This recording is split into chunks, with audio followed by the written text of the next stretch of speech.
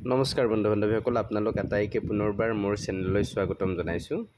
আজি 10/9/2025 তাৰিখে director of secondary এডুকেশ্যনৰ ফালৰ পৰা এখন নটিচ জাৰি কৰা হৈছে আৰু এই নটিচখন ইছ্যু কৰিছে ডিৰেক্টৰ অফ ছেকেণ্ডেৰী এডুকেশ্যনৰ ডিৰেক্টৰ মমতা হোজাই ডাঙৰীয়ানী বাইদেৱে।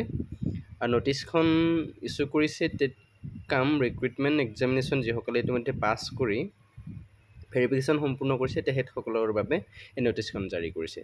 নটিচখনৰ মূল কথাটো হৈছে যে ইতিমধ্যে যিসকলৰ ভেৰিফিকেশ্যন সম্পূৰ্ণ হৈ গৈছে তেওঁলোকক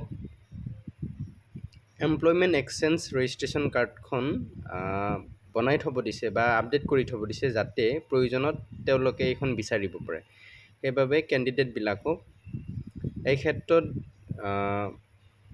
যিখন ৰেজিষ্ট্ৰেশ্যন এমপ্লয়মেণ্ট এক্সচেঞ্জৰ ৰেজিষ্ট্ৰেশ্যন কাৰ্ড সেইখন আপডেট কৰি থ'ব দিছে। যিকোনো সময়তে যিহেতুকে 10 অক্টোবৰ আহি আছে, যিকোনো সময়তে ছেকেণ্ডেৰী এডুকেশ্যনৰ ফালৰ পৰা বিচাৰিব পাৰে। তেনে ক্ষেত্ৰত আপোনালোকে এই ক্ষেত্ৰত সজাগ হৈ আপোনালোকৰ প্ৰয়োজনীয় নথিখিনি বনাই থ'ব।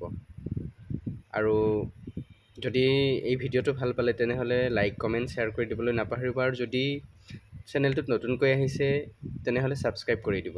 ধন্যবাদ।